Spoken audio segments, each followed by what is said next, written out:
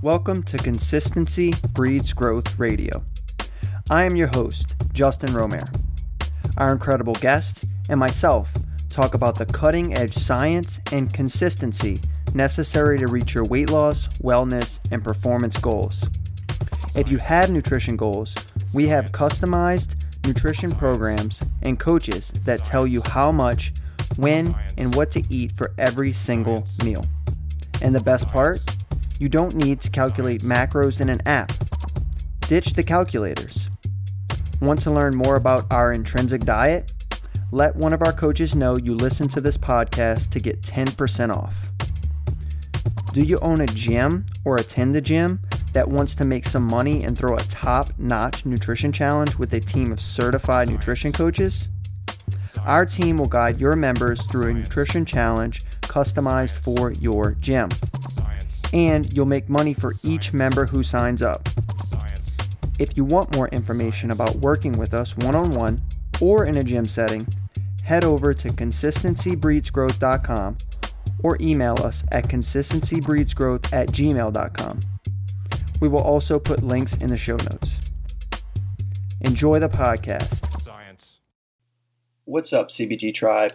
It's Justin Romare, your host, back here for another episode of CBG Radio. This month, we have a special challenge going on. It's a mini nutrition challenge like we do every month, and it's all around sleep. If you want to join this challenge, you have to join our free Facebook page. And the only way to do this is by going to www.facebook.com/groups/CBG Nutrition Tribe. More importantly, we have an amazing guest today on the podcast. Her name is Kasey Orvidas. She has her PhD in psychology and is a certified health and fitness coach. Her expertise is all around mindset and health behavior change. She's transformed hundreds of lives and minds in her coaching career, and while also being published in multiple peer-reviewed scientific journals for her research where she explores the relationship between mindset and our health and fitness behaviors. So Kasey, what's going on? Hey, I'm excited to be here. I'm wondering from you, okay, so we have, if someone's mindset is not in a good place, right? So let's say that they don't have high self-efficacy, they don't believe that they can do it, right? Is this more of a behavioral-based thing, or is there a physiological component to this, like a placebo or nocebo effect from actually having a mindset that doesn't actually believe that it's capable is the body not matching up with the mind in a way? Mm-hmm. Yeah, that's a really good question. I do think it's a little bit of both, and there's actually an argument, not even an argument, it's actual research out there that does support that essentially the placebo effect is your mindset at work. So if you think about it, with just from a very basic definition of when we think about placebo effect, it's you get the sugar pill or you get the pill that has whatever drug in it, right? You give the people the sugar pill, but if you explain to them all of the things it's going to do for them or the side effects that they might have or whatever, a lot of times those people with the sugar pill still experience those things, even though they didn't get the drug, right? So that's the placebo effect. So what's happening there? How is it that people who got something that doesn't even have a drug in it still experience some of these effects? And the argument is this is your mindset at work. It's your belief. In this case, it technically is a growth mindset. You're believing in your ability to experience these things, that you think that you're or you feel strongly that your body is going to do these things, so you experience that. So it's interesting you should say that. Is it that, or is it just your kind of your mind at work and your thought process? And it's honestly the same thing. It's so deeply intertwined that you're essentially talking about the same things, because your thoughts are going to kind of steer the direction of your physiological responses. We see that all the time. That's what stress is. Literally exactly what stress is. Right. It's entirely perceived. So if you're feeling stressed or anxious about a situation, it's because you have assigned meaning to that situation and decided it is stressful, and your body then acts accordingly, raising your cortisol levels, which is a hormone response. You may start to your heart rate may start to increase. You may have sweaty palms, or not be able to speak clearly, things like that. That'll come nervousness, anxiety, high stress situations. That's all stemming from your thoughts. So the answer is both, and they can't really be teased apart. And this is the idea of how, and perhaps what you were trying to get me to come to in the first place. It's not necessarily one or the other, but your mind and your body literally work so closely in tandem that you can't say oh, it's just your thoughts, or oh, it's just your physiological responses, because they're pretty much the same thing. I've also heard of a nocebo effect where it's okay, sir, here's a pill.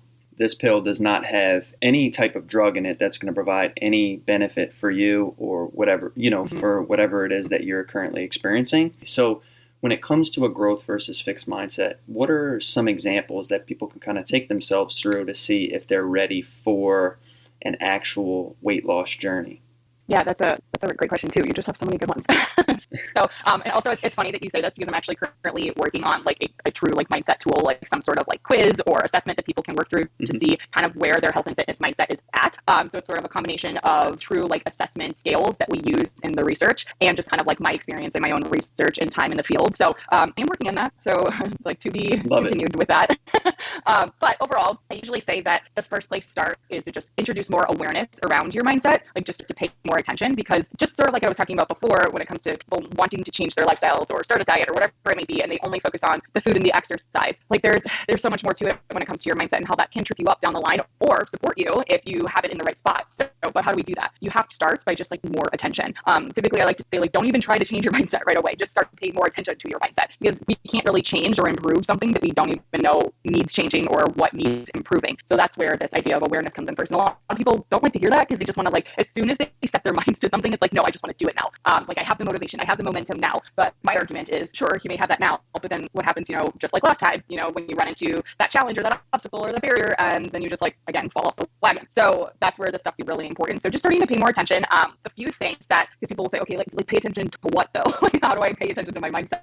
And a few that I like to share, I typically share these on podcasts and things like that, is a few different things. We might have talked about this on Clubhouse, I can't remember, but feedback, setbacks, and success are the big kind of areas you can start to just start there. Just start to pay attention to how you respond to those things. So with feedback, that's essentially like the feedback that you're getting from friends, from family, from your boss, from your coworkers, from your significant other, things like that. How do you respond to that feedback, whether it's, constructive criticism or what have you? Like, what is your initial response? Is it like you go on the defense and try to like defend why you said or did what you did and why it's still correct and you don't necessarily need that feedback? Or do you feel like that person is like personally attacking you to some degree? That stuff is kind of indicative of a fixed mindset, where someone with a growth mindset would take feedback as sort of more information to improve, to get better, to grow, probably thank that person for their feedback, and then kind of like take that, introduce that into what they're doing to get better. The next one is setbacks. And I know we've talked about this already at length, so I don't need to dive into it a ton, but someone with a fixed mindset will take a step back and see that as evidence that they're not meant to do it, that they're not cut out for it, whatever. Someone with a growth mindset would take a step back and see it again as information to kind of reroute or do things differently. Maybe they need to pick a different strategy that'll work better for them, and then continue on. And then lastly, with success, the success of other people. So an example I like to use is, you're scrolling through Instagram, you may be on your own like weight loss journey or health and fitness journey yourself, and you see someone talking about how they recently lost a ton of weight, or how they have this like magnificent like healthy lifestyle that you like so badly want to have. How do you feel when you see things like that, or you hear it from a friend or a coworker or something like that? Someone with a fixed mindset is more likely to see that and perceive the success of other people as something that they should be jealous of, or start to think of reasons and justifications for why that person can be successful but they can't necessarily be successful. Oh, that person's lucky, or they have the right genetics and I don't. Versus someone with a growth mindset would almost see those things as like examples that they can be successful too. Like that person on Instagram or your friend or your coworker that has been successful in the areas that you want to be successful in. It's like, this is awesome because she is essentially a role model now that it's possible. And maybe I should ask her about how she did it. Maybe I should follow her, or start to just like pay attention to what my friend is doing and see if I can maybe mirror those behaviors or whatever it may be. Is just see it as like, this is cool because it shows that it's possible, and that means it's possible for me as well. Where can people find you at? Yeah. So as far as social media goes, I spend most of my time on Instagram. I'm Coachkaseyjo there. I do have a TikTok.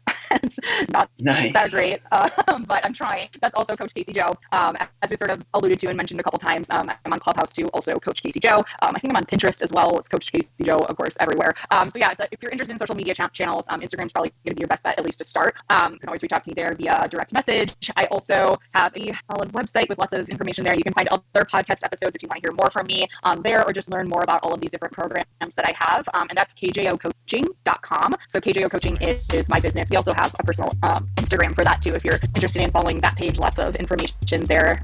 Us four coaches post pretty frequently, just mostly education and mindset-based stuff. But yeah, those are kind of like the main avenues to chat with me. I love it. Yeah, Coach Kaseyjo killed it today. This was excellent podcast. Thanks for coming on today. Look, guys, go find Kasey if you're interested in more information about mentality and mindset. And then also, if you want to join our free Facebook page, make sure you go to the link in our show notes today to join that. And our full episode will be coming out on Thursday. This will be our micro podcast. And Kasey, it's been a pleasure today to chat with you, and we will talk again soon. Yeah. Yeah, absolutely. Thank you so much, Justin. Thanks, Kasey. Bye. Bye.